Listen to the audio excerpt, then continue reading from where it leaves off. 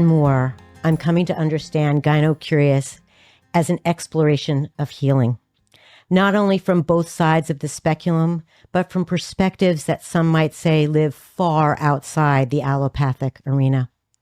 Healing, after all, is an artful discovery. As my guest today puts it, quote, "It isn't a destination so much as a lifelong remembering where we release, reclaim, and root back again and again." For many of us, healing asks that we look to the past, examine the present, and stay curious about what the future might hold. It's a process that can unfold quietly and gently, or arrive with a kind of force that demands our attention. As you listen today, I invite you to reflect. How do health and illness move you?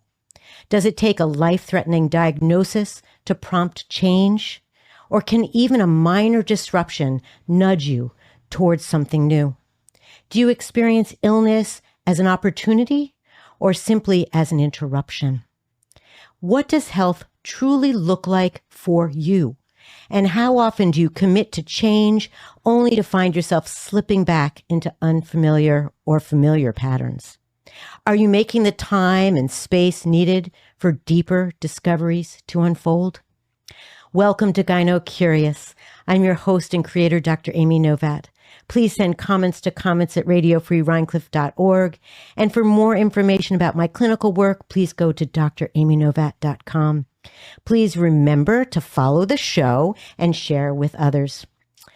I am thrilled to have today my guest, Robyn Moreno.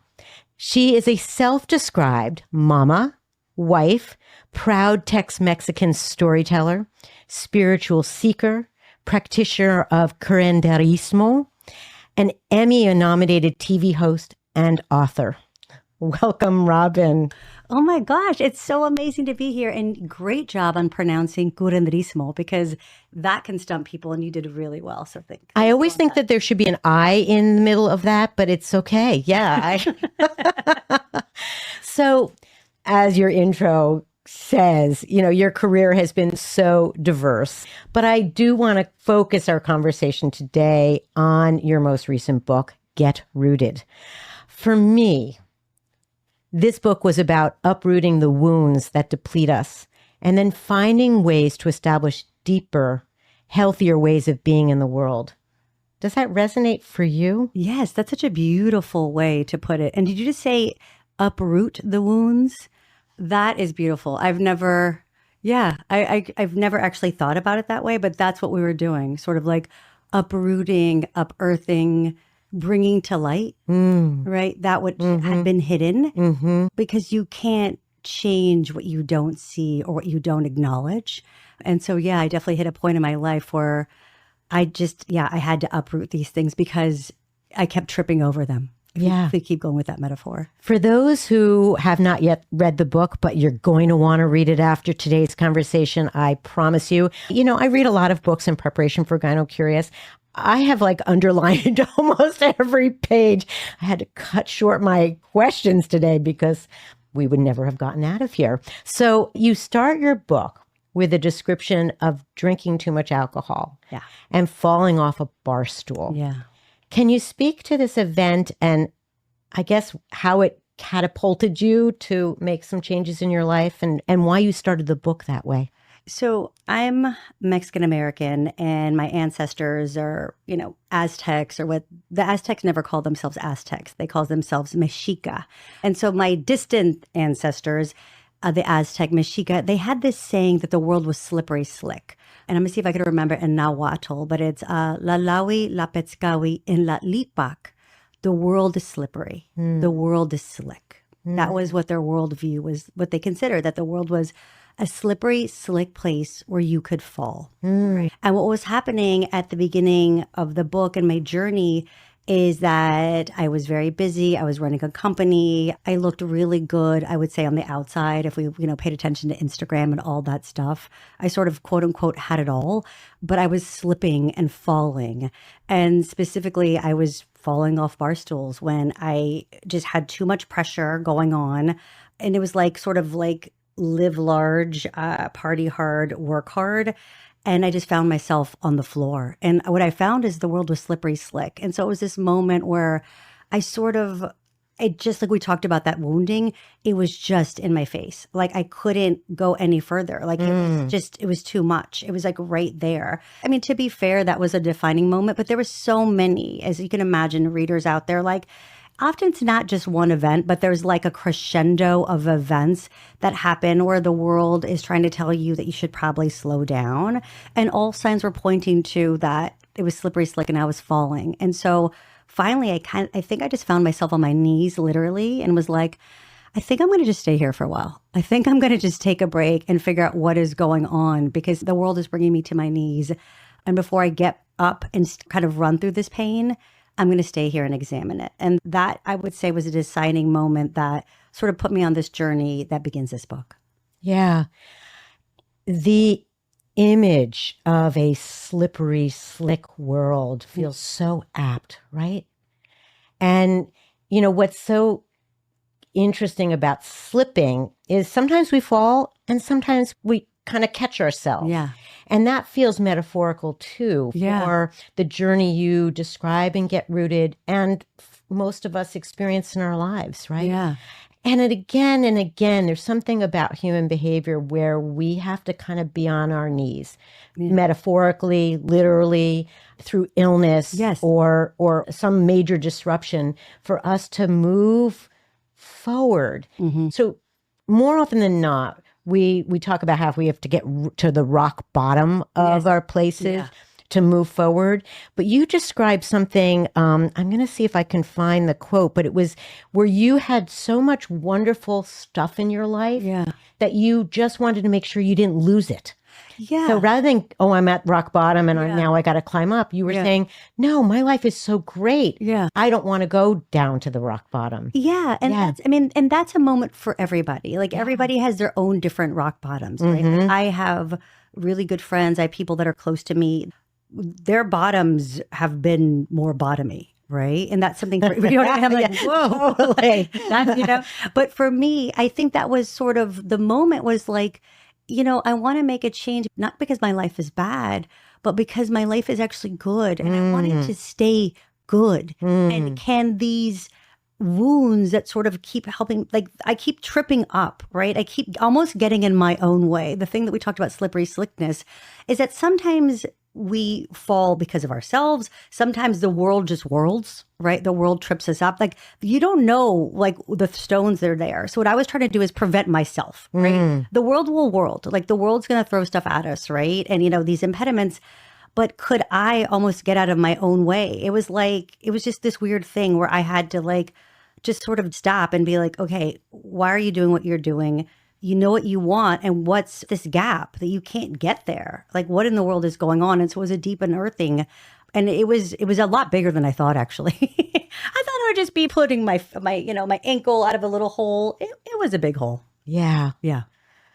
So often it is, right? Yeah. It's we see the superficial and the depth of our discoveries have to go much further. Yeah. So you describe kind of throughout the book, and you just described it earlier about kind of finding your way. Yeah. And it's so much of part of the story, Get Rooted, through family traumas and dynamics and the expectations you had of yourself. And this is the way you describe yourself: accomplished, hardworking, enduring, optimistic Latina. Yeah. So can we speak about the concept of finding your way? Yeah. How would you describe it to those listening? I think finding your way it's different for everybody. You and I have a really good friend in common. And one time I was speaking to this friend, she's about like 10 years older. So what's great about having this mentor friend is that she's experiences life. Like by the time she's like, I did that. She's like 10 years ahead of me, right? So we're really similar. We both have 2 girls. We both run organizations. And so I went to her one time and I was feeling like out of sorts, like I couldn't find my way. And she said to me, you know, I think you've come to the end of your map. She goes, you know, sometimes we have a map. I don't know if society gives you the map. I don't know if when you're a little kid, you draw your own map. Like sometimes your parents actually give you that map and you think, this is where I'm going to go. I'm going to find my way, right? And my map, I think, was like, it was a map of success. So those were the markers. Okay, graduate from college, check. I moved to New York City, check. I had written a book, check. I was doing TV. Like these all look like I got married, I had kids. And yet, like, I sort of never arrived. I never got there where I thought there was. And then I had done all the things. I had ran the marathon. I was vegan. Like I had really done a lot of things. And yet I still wasn't there, wherever there was. And so I was like, what in the, where am I? Like, where am I? Like, I don't know how to find my way anymore. And what got me here was great, but it's not going to be the same map that gets me out of here. It's not. I know that. And so that was so bewildering. I was super lost. Like I was really, really lost. And it was scary because I like to be in control. I think that's sort of like a survival mechanism that we're like over controlling to control our circumstances. But I couldn't figure this way out. And so to find my way, I actually had to weirdly go back and discover some medicine of my great grandmother's and kind of like find an older, deeper map that I think actually live within me, but bring that forward. And so that was sort of how I was finding my way. You raised several points that I just want to highlight. One is that we live in a world that's so defined by these external factors, accomplishments. And so often it's a facade that so many really accomplished folks are lost. Yeah. The second is this concept of coming to the end of your map. And I love that from a metaphorical point of view. One, because it allows you to kind of turn the page of the atlas and say, okie dokie, I'm on a new map. I'm on a new trail. That's okay. And this happens over and over again in our lives. If we're blessed with a long life, as you pointed out, what was working at one point wasn't going to continue to work. And I think about this a lot vis-a-vis healing, that people come in and say, oh, I did all of the right things. Yeah. I followed the rules and I'm still not better. And I have to really help them understand that the map has twists and turns, that the demands of our body to our body are constantly changing. And then for us women, there's this hormonal phenomenon, that so acutely affects us on an hourly basis, daily basis, monthly basis, annually. So there's just all of these factors that come into, well, when we experience illness, but also when it comes to healing. Yeah. And then, of course, how we live our day. So you just also mentioned how you had to go back. So why don't we talk a little bit about the kind of 260-day healing journey you were on, and that the book at Rooted has so many subtexts, but one of which is you're becoming a curanderismo.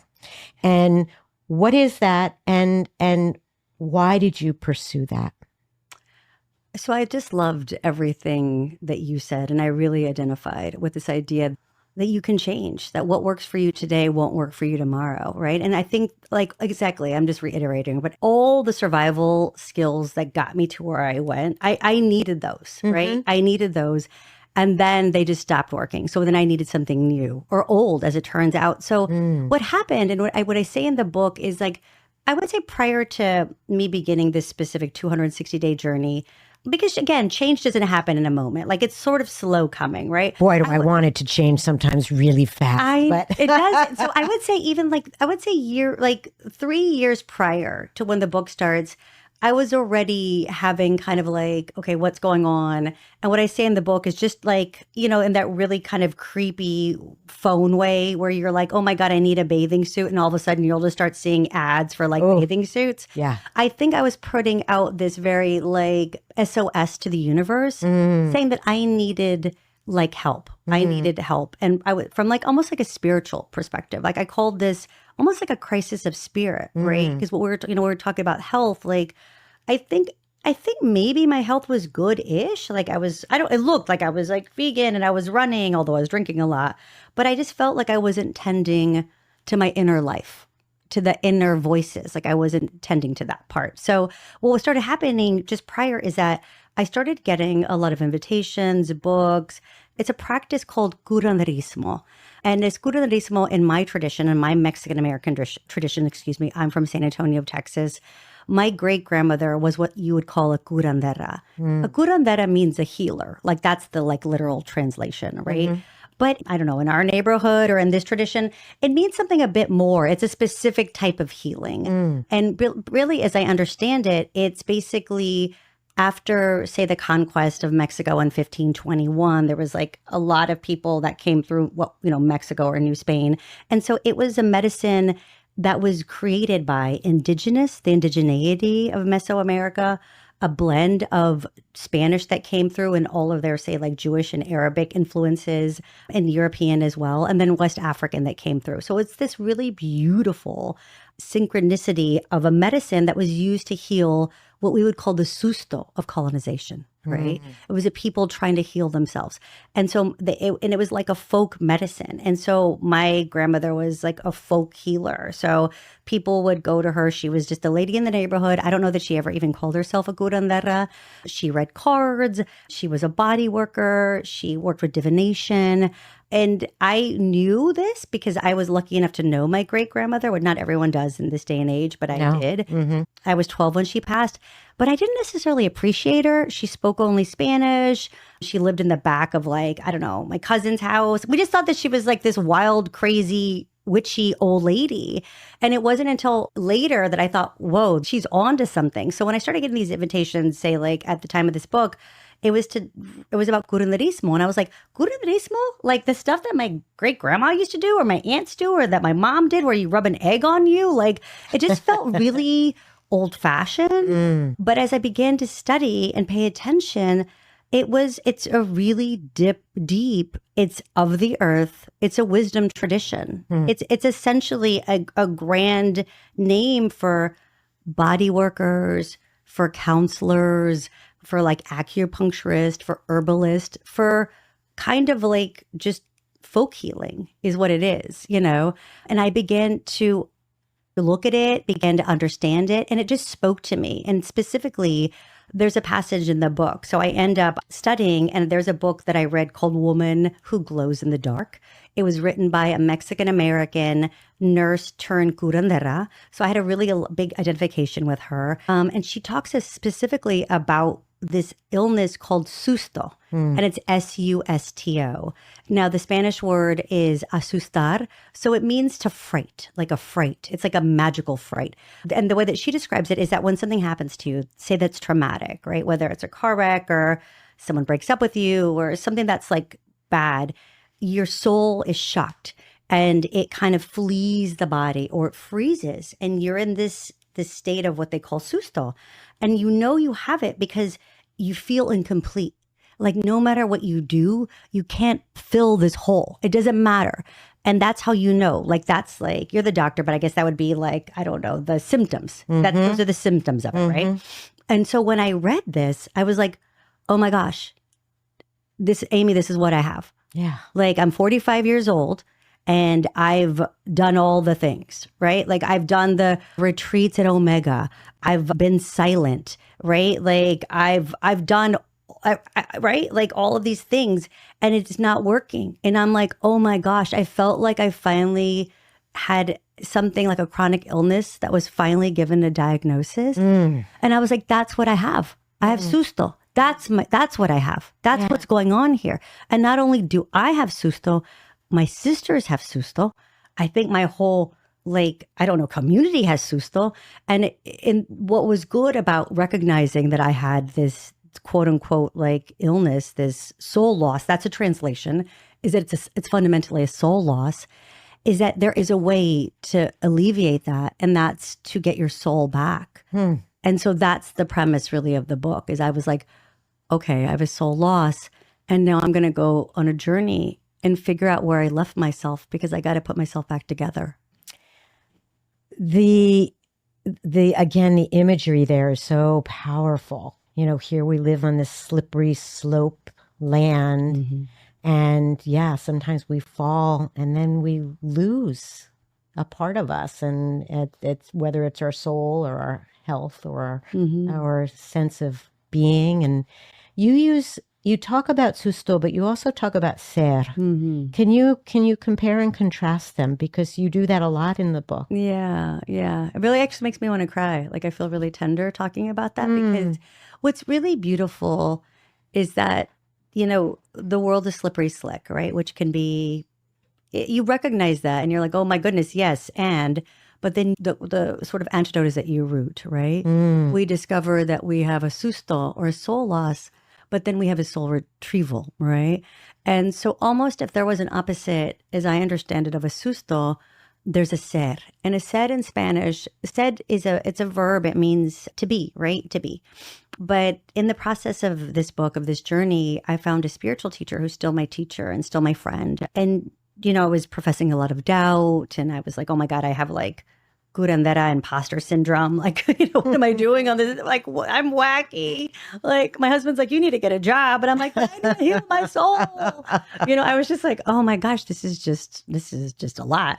And she just said, you need to really trust your ser. She kept saying it. You need to listen to your ser, listen to your ser. And I was like, what are you talking about? Like, what are you saying? Like sometimes I could talk to her. I really liked her because she spoke in just like plain language. And then sometimes she would say stuff like that. So I'd be like, okay, that's great. I don't know what you mean. What are you saying? And she's like, you're said, even though it means to be, right? It means to be, it's a knowing. It's your knowing. It's that like soft, still voice inside. It's below, it's before the susto. It's before the hurt. It's the you that is unbreakable and it lives in you and it talks to you and it's going to tell you what to do and it got you here, but you have to listen. You have to listen because the susto's like, or the voices from outside or, or like the world is demanding. There's a lot of people going, So it's like, how can you quiet the noise and how can you trust yourself? And so the question she would always ask me a lot is like, why do you want what you want? Where are you going this way? Is it susto that's making you act like that way? Or is it ser? Is it trauma or is it truth? Like why, what's motivating you right now? And if they're not always, it's hard to know what your motivations are. It's trickier than you think.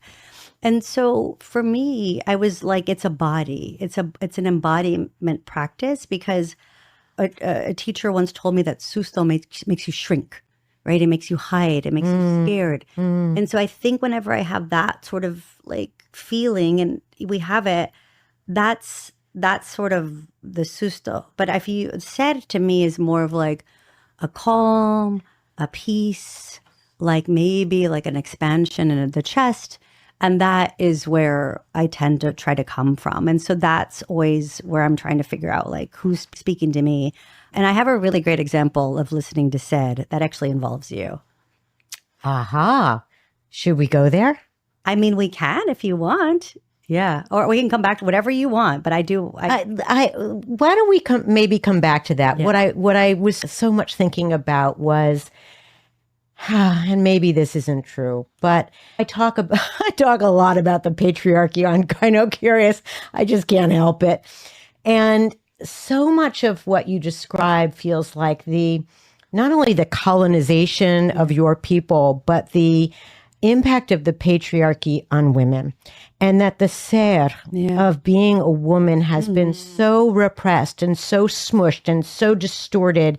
And we've lived with susto for so fucking long. For sure. Talk about an excavation. Talk about the depth of this learning. And, I had an experience recently. And one of the things I'm loving about this middle age is that I'm glad to say I'm getting to know my ser better. It's taken a long time. Yeah. And particularly in the world in which I worked and lived and trained, it was not an easy place as a female to kind of speak my voice. And I was at an event and I was on the stage and I was asked a question. And this is going to sound a little hokey, but it was almost like it's like what a painter or a singer describes. Like I couldn't help but say what I said because it was just such my genuine truth. Yeah. And it was the reason I bring it up is because it was rather, how shall I put this? I didn't waste words. I said, medicine is a mess. We live in a world that is not taking care of us. Everything is too expensive. Like I was just spewing off all the problems where, when I worked in a large corporation, I couldn't speak about those things out loud. And it was like I finished and I felt like I had it was just this incredibly great feeling. And I think that's what a lot of women will speak about as they age, is they're coming into their ser, they're coming into their knowing. There's a whole thing on Instagram about, I'm just going to fuck you. I'm just going to be who I am. And there's something really empowering about that. But boy, it takes us a long time. And again, think about the impact of colonization. Think about the impact of patriarchy. And, you were so lucky. You describe having the resources of women who knew your great grandmother or knew of this healing modality. So many of us, particularly white folks, have no access to their ancestry. I mean, they go to ancestry.com and they say, I'm 50% this and 30% that. And that, I guess, gives some people some grounding. But so often our ancestry has just been whitewashed. And so what about the individuals listening who say, gosh, I want ancestral wisdom. I want to tap into it, but I don't even know that I have any resources to do that. I'm so glad that you said that. I'm so glad that you said all of that, because I talk about ancestry a lot, and I've had that exact same thing that you're feeling. I've had people come up to me, right? I've had a white woman come up to me and say that, like, I don't know if she said the word jealous. I don't think that was quite the word, but she was like, she was honest. She was, I feel a little sad. I don't have that. I don't have what you have. I don't have an identifiable great grandmother, tradition. Like you know what I mean? She's like, I don't even know who I am. Right. Like she's like, or I don't even like who I am. Or I can turn around and I don't even know if I like those folks. Like it gets, It gets like complex, right? Yeah. So I just want to acknowledge that and say that that's so honest. And I'm so glad that you're saying that, because I think that is in fact true. What's coming up for me is we talk about being in this age, right, where we're listening to our ser and we're talking about ancestry. Like this is ancestral wisdom. And so what comes up for me is that at this age in my life, I'm 52 now. I'll almost be 53. I was about like 40, early to mid 40s when I started this journey. Is that like I'm like a baby elder now? You know what I mean? Like we're kind of baby ancestors. And so I'm wondering if we're talking about, the said and the remembering, right? This idea that we actually kind of do know, that we have the wisdom of our own lived experience. If people can't begin to trust that, like if they can't be their own ancestor, like trust everything you've gone through. If we've got if we have the luxury of having lived through 5 or 6 decades at this point, we know some shit. Yeah. We just do. We lived it. Like it's just real. It is real. We know. So from just there, could we trust that we have the ability to be like, I know that, and I know what I won't do again. I can trust in my own ability to change. I can see that I kind of fucked up, and I can see that, right? Like, or I can see that I did a lot of badass shit. I survived. Yeah. I survived. Like I kill it every day, and no one's going to give me an award. No one's going to ever bestow an honor on me. No one's going to give me a graduate degree in like momming or lifing. And yet I like hold it down every day. Yeah. So like, I would just say start from the truth of your own experience, because we hold a lot of wisdom in the body. The second thing I would say, that if you are in fact interested in ancestry, I hear you. I think a lot of people don't know who they are, but I'm wondering if there's not someone in your like immediate, like, did you have a cool aunt that was like the quote unquote black sheep that actually really knew what she was doing? Could she become like your mini ancestor?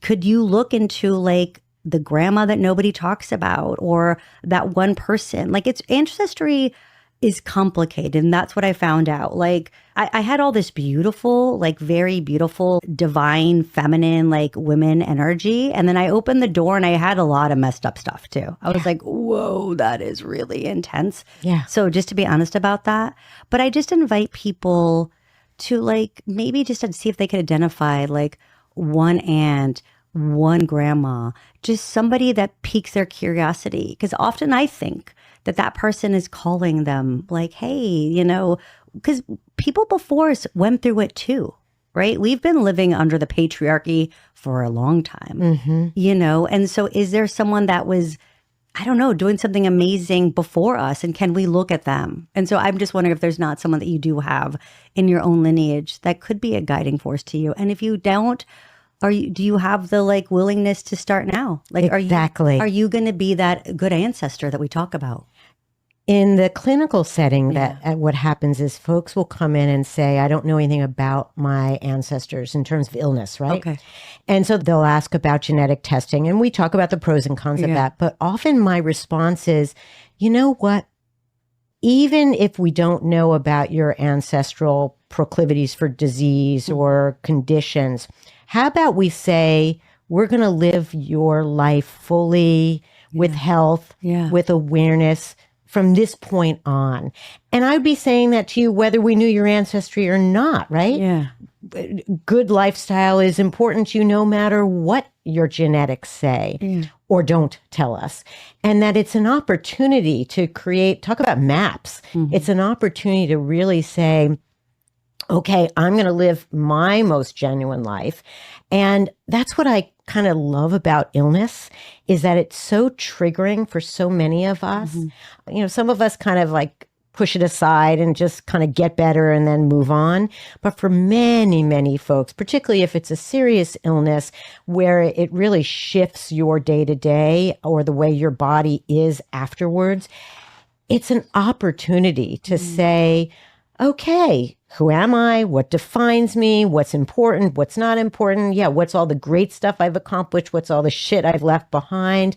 And that kind of regardless of what my ancestry might be sending my way, I'm going to make some new decisions. I'm going to make some new paths. You know, I really identify that. And that's what happened so much in the journey that I went on. Like I began to understand my parents, and I began to understand their parents, and I began to consider really like the whole of my ancestry, right? Which was very like illuminating. And yet I did this thing what you're talking about, where I decided I had all that information, right?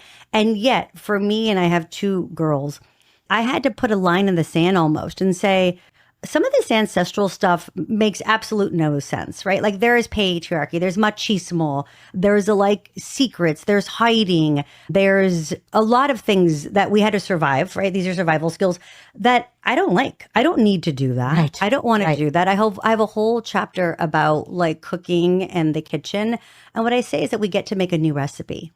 We get to make a new recipe. And so that's exactly what we're talking about is like that you have that agency that you get to decide at this moment, like you get to create your own legacy. Yeah. And how you want to be. And that's by part of the, like, I don't know, that has power. It has deep power. Yeah. I like that you just mentioned your girls, and in the book, of course, you speak about mothering a great deal. And so many women I meet will talk about how they feel so disempowered by all the responsibilities that they have as a mother, as a partner, as a worker. But I was particularly struck by, one, the challenges that you speak to around parenting, because not enough people speak out loud about them.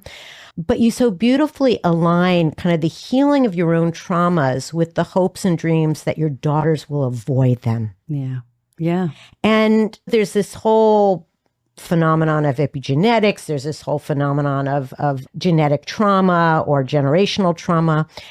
Do you think that being a mom gave you particular insight during this healing journey about mothering not only your girls, but yourself? Oh my gosh. Yes. Yes. Absolutely. Like, absolutely. And so I don't know, people out there have kids and some don't have kids, right? And we can always reparent ourselves, right? We can always just be really kind to ourselves, right? For me, my children were just, I mean, I don't know, they were like a bit of a mirror. They're this living reminder of how I want to do, I guess, things differently, to be honest with you.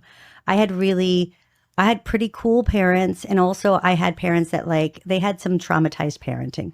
I'll just say that. Yeah. They had some traumatized parenting. They were traumatized, and they parented in that way. And there was a consequence to that. There was a consequence. I was shaped by that. And so I just wanted so much for my kids to have different. I just really wanted them to have a different. I was like, wow, what would it be like if, I don't know, I was just more there for them. Like I just was parented in a much different way. And because of that, I'm healing myself. Like I'm healing myself. Like this weekend, as an example, one of my kids was in a middle school play, and there's a really beautiful magic in a middle school play because it's not as cutesy as an elementary school play, which is really cutesy. Like they could do anything. Right, and you're like, oh my God, you're just so cute. And then we're in high school where they're much more polished, and they're, who knows, trying to go to Juilliard or something. Middle school is like the messy middle. Yeah. Like they're super awkward. They're all shapes and sizes, voices breaking. They're good, but they're awesome. But they love it, but they're just out there doing their thing. Yeah. There's something so beautiful about them standing super awkward and vulnerable and doing it anyway. And I literally cried. I saw my kid, and I think I cried for me. My dad died when I was 13. So I was a early teen. And there was just something really courageous and brave about putting themselves out there that it kind of gave me permission. And when I did the book, it's really terrifying to write a memoir. Ugh. There's nothing so far, that's by far the most terrifying thing I've ever done. I'm like, what did I do? I just tell all your stories and then put them out there for people to read and judge. That's, do that. Are we talking about vulnerability? We're talking about vulnerability. Yeah. And so seeing my kids gives me permission. And I hope that putting the book out there, the book is really for them. I really wrote the book for them. I wrote it for me and them. And there's a 13-year-old. I have a 13-year-old now, actually, which is really amazing. Yeah. I really from emotional, spiritual. It's just wow. And we actually look alike. So it's kind of crazy, seeing yourself walk outside of yourself. It's really trippy. But there was something really beautiful about getting to parent them and getting to parent this 13-year-old that I love. And that I've reintegrated, and I get to hang out with and give her ice cream and really let her know how proud I am of her. Yeah. Yeah. Yeah. It's been really cool and very healing. My husband has always maintained that we're given the kids that are going to teach us what we need to be taught. Yeah. They don't come incidentally with their stuff. Yeah. I talk about maps. Yeah. Yeah. So you mentioned earlier that you wrote the book when you were in your 4th decade. Yeah. Do you think that's a coincidence? No. Yeah. No. It's hormones. For me, I was about to be 45 when I started writing the book. And my father was diagnosed with terminal pancreatic cancer when he was 45. And he died when he was 46. And so I think my entire body remembered that. And there was something about 45, 46 that I just was tick, tick, tick, tick, tick, tick, tick. I don't know, I was approaching some sort of bridge or something.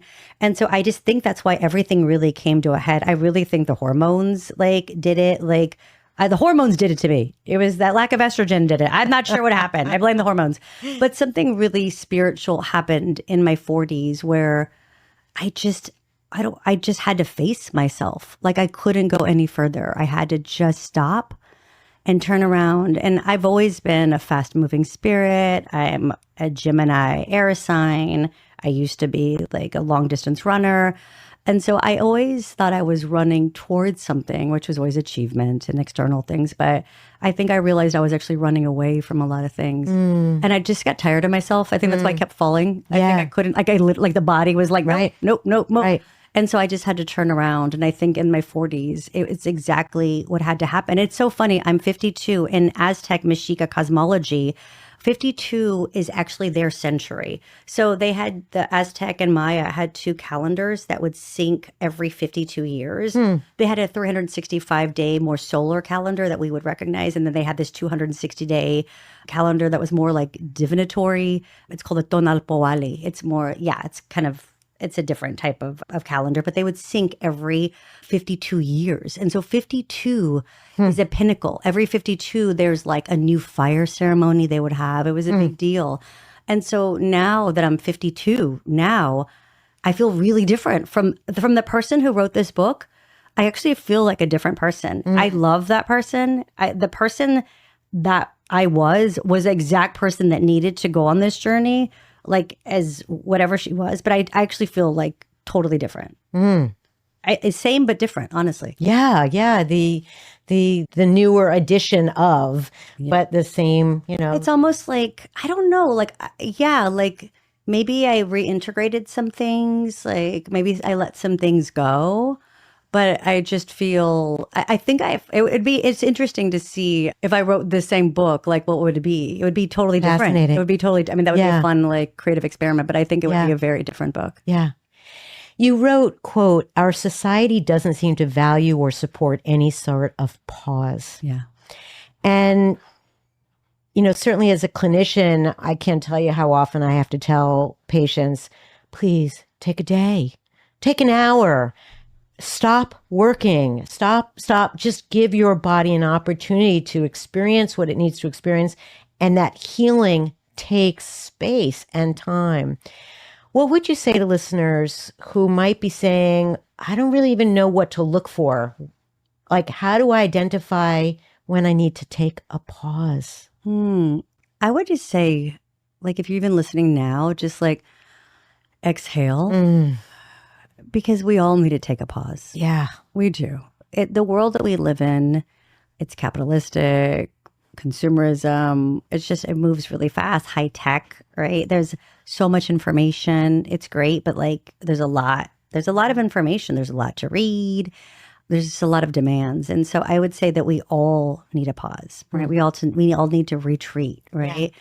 And what that looks like for everybody is different. Like I identified 260 days because I didn't even really understand that completely. It's just that I found out that the Aztec Mexica had these two calendars and I thought, well, I don't think I could take a year. I was like, that seems way too long. But like, ooh, okay, what's this? Talk to me about this 260 days. All right, that's basically like, 9 months. It's like 3/4 of a year. Right. And I love the significance. It's almost the significance of giving birth because it's more or less 9 months. And so there's an idea of a rebirth. And it also for me had a very, interesting coincidence in that from the time that my dad was diagnosed to the time that he actually died happened in 260 days. Wow. Yeah. There was a lot of weird coincidences where I was like, oh, okay, this makes sense. But whether it's one breath, one moment, 1 hour, one day, one weekend, 1 month. I have a really good friend who has, she lives with lupus and she's nearing 50. She is having a lot of hormonal changes. She's a mom and a kid and she's busy. And the flare-ups have been really bad. Yeah. Really bad. And it's just been really hard on her.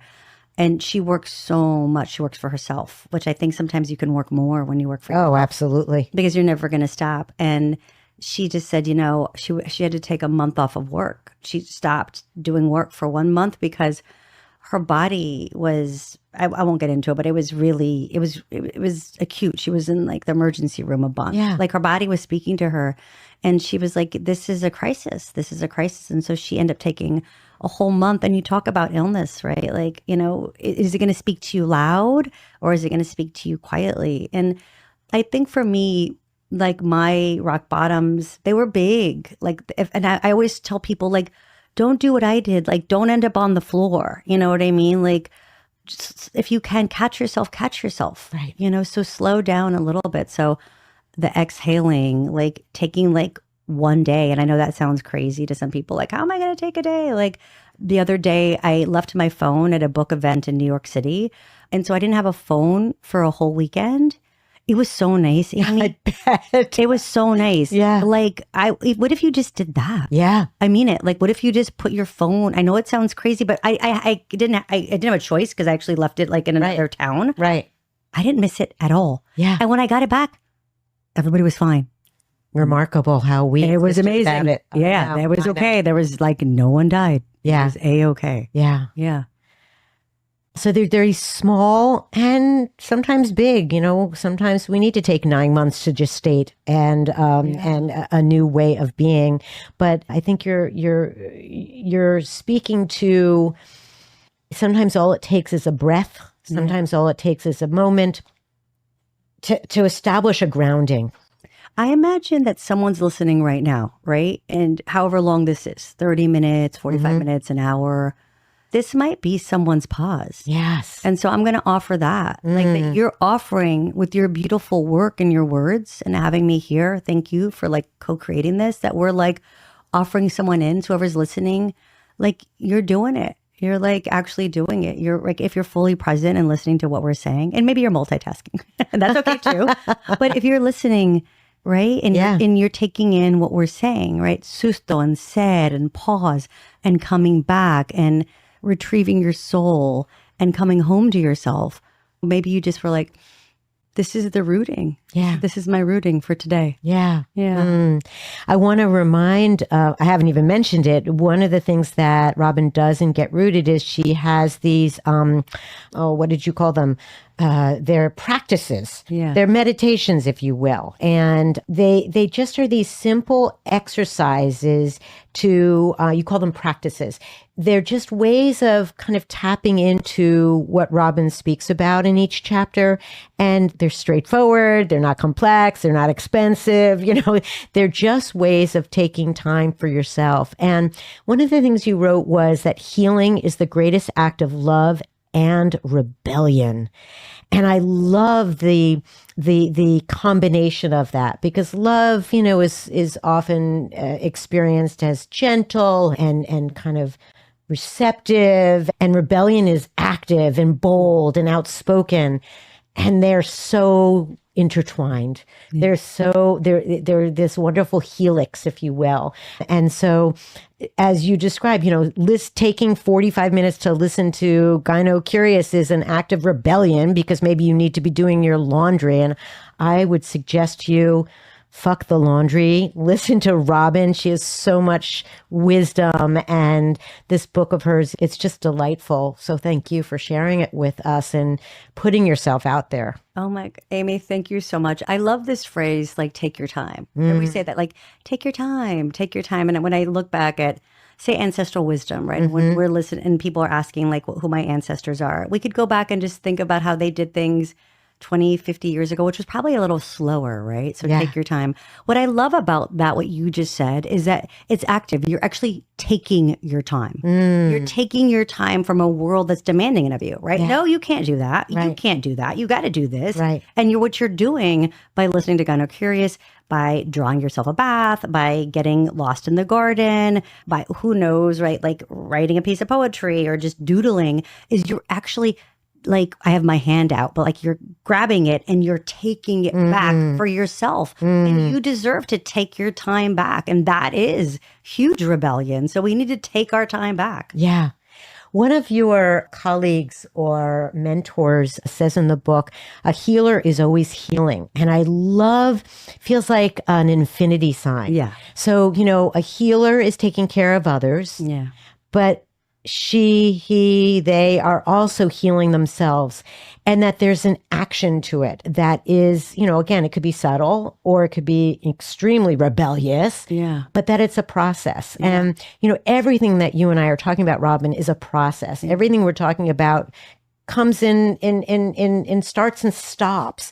And that for everyone listening, I want to remind you that this takes work. This takes attention. This takes courage. This takes a certain level of patience with oneself, because I know that when I'm on any kind of healing journey, I don't care what it is. Oh, I've decided I'm only going to eat vegan. Oh my gosh. It's work. It's hard. I fuck up a lot, like, cause I gotta have that piece of cheese, Yeah. And so it's really, I say this, I like to say this out loud because I want everyone to know that you and I empathize For sure. with the process. We empathize with, I think both of us have this, how shall I say it? We're saviors, and doers. And my kids are always saying to me, stop trying to fix everything. Just listen. Just, if I ask you to strategize, then you can strategize, but otherwise stay quiet. Just listen.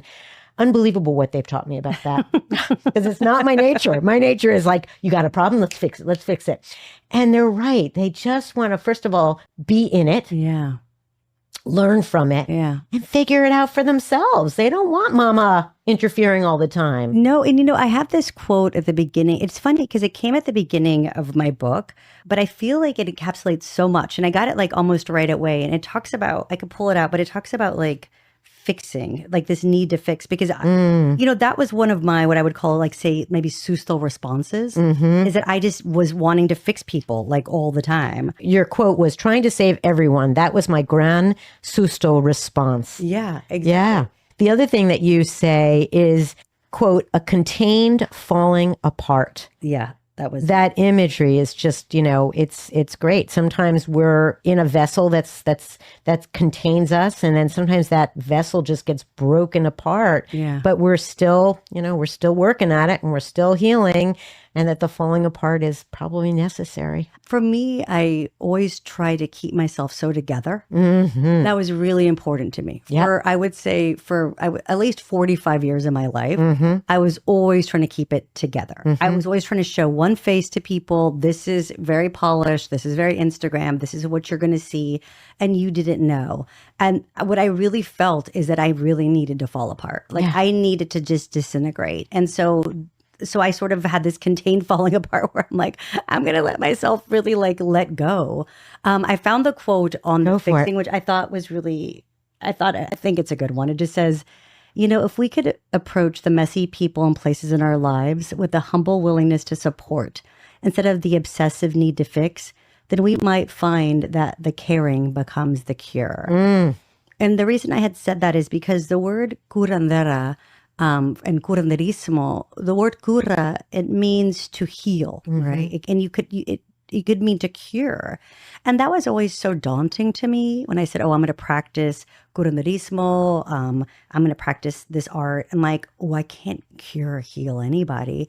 But I found there was another definition, and that definition meant to care for. And I was like, okay, that I could get into. Yeah. And so for me, I'm with you, like with my kids, I always try to, I just have it. It's like in my body. You like bet. Cellular. I want to like come in and like, okay, I'm the great fixer. What can I do? And what's great about our kids, and I think maybe our friends and people that are listening, is trusting that people, right? They're like, I just need you to hear me right now. Yep. Just be in this with me. And I think that's the caring. And that's what I'm talking about. Like, instead of like that obsessive need to fix, but if we could just be with people, that's the caring. And that could be the cure, right? We're not, we I don't know. There's people that are facing serious things, right? Yeah. And we don't have the answers for them. And so what can I say is, I'm here with you. Yep. Like, I got you. Yep. I'm with you. Yeah. And that might be all I have, and it's everything. It absolutely is. It feels so aligned to also what you talk about with regards to forgiveness. Yeah. It's so much a part of that caring for ourselves, caring for others is about forgiveness and allowing ourselves and those we love and those we know to know that we're just all beautifully flawed and that we're just trying to figure it out day by day. And even with the wisdom that you got over this 9-month period of soul searching and soul recovery, pardon me, but I suspect you still question things, and I suspect you still, feel the frustrations of the world, and that I just want to make sure that everyone out there also remembers to forgive themselves, that it's hard. No, it's so hard. Yeah. I gave myself this time frame of the 9 months because That's who I was back then. I worked like in media. And so I think I would, it was like 30 days to a better body, like 260 days to a new soul.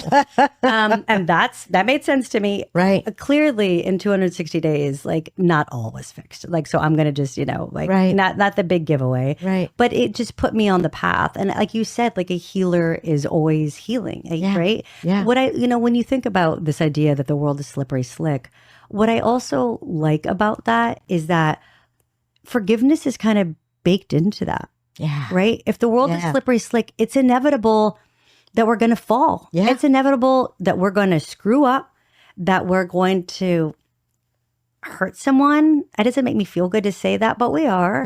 That someone's going to hurt us, that the world will world. Right. And I know it's not fun, but it's sort of baked into that, like, it's just sort of the nature. And can you learn from it? Can you forgive yourself?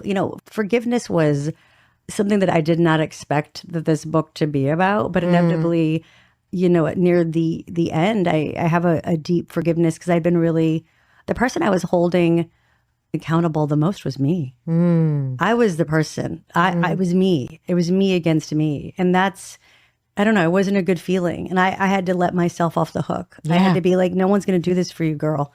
Like, you're cool. Like, you're a big girl and you've been through some shit. Yeah. And you've done your best. And you, like, when you know better, do better, and I think once I was able to embody that, then I could fractal that out to other people and just to see that we're all humaning. Yeah. Yeah. So we're coming to a close, and I want to just kind of say out loud, too, that there's so many ways in which we seek healing. And sometimes it's just a day-to-day process, and sometimes it's a larger canvas of, what do I do about this major diagnosis? But, to everyone listening, it's part of our journey is figuring out what healing modalities work for us, what maybe works now and doesn't work tomorrow. And that's okay. And that what I love about this ancestral wisdom that you describe in your book, I kept coming up with the image of being in the middle of the ocean and just being tossed by the waves and kind of loving it at times and hating it at times. Yeah. Like sometimes it just sucks me under and I get scared and I get frightened and I grab for things like, I might do when I'm healing. Yeah. And then sometimes I'm just riding it and I'm joyful and buoyant and laughing. And that healing comes with that too. So I guess I leave our listeners with maybe that image of being in the middle of the ocean and knowing that we all feel fear at moments and joy at others, and that healing is a ride. It's a ride. It is a ride. Yeah. It's a ride. I love the water image. Through this process, I was talking to someone, the subtitle of my book is, it talks about reclamation. And that's this idea of reclaiming. And there was an Indigenous woman I spoke to, and she said, I like the reclaiming, you're taking something back, but I love this idea of rewatering. And the rewatering, she goes, to me, she was a Cherokee seed keeper. And she said, all of these things live in me. Right. I just need to water them. And so as you're talking about this like ocean of water that can like toss us about, and sometimes we're like, flowing, I just feel very much that like, I feel like we have it. If we could just like rewater ourselves, if we nourish ourselves, like I just feel a lot of what we have is already within us. We keep thinking we have to go outside to get stuff. And I don't. I think, we can back float. We could, be tossed about. Yeah. Well, and some of it is just, again, kind of the forgiveness of life's ups and downs and just saying, okay, I'm going to, I'm going to do the best I can today. Yeah. Thank you so much, Amy. It's my pleasure. So I want to remind everyone I'm speaking to Robyn Moreno, whose book, Get Rooted, we have been talking about for the last hour. And I really, really recommend you go out and look at it and read it. And it's one of those books you can pick up and read a little bit or read from front to back. It's really a joy. So thank you for being with me today. This was such a joy. Thank you so much. You're welcome. And thank you to Maddie Rosenberg and Jen Hammoud, my co-producers, and to David Hoffman, my editor, and to the Epicurean for housing us here. Please, until next episode, please stay well and listen to your instincts and intuitions. They are the greatest of teachers, not to be ignored.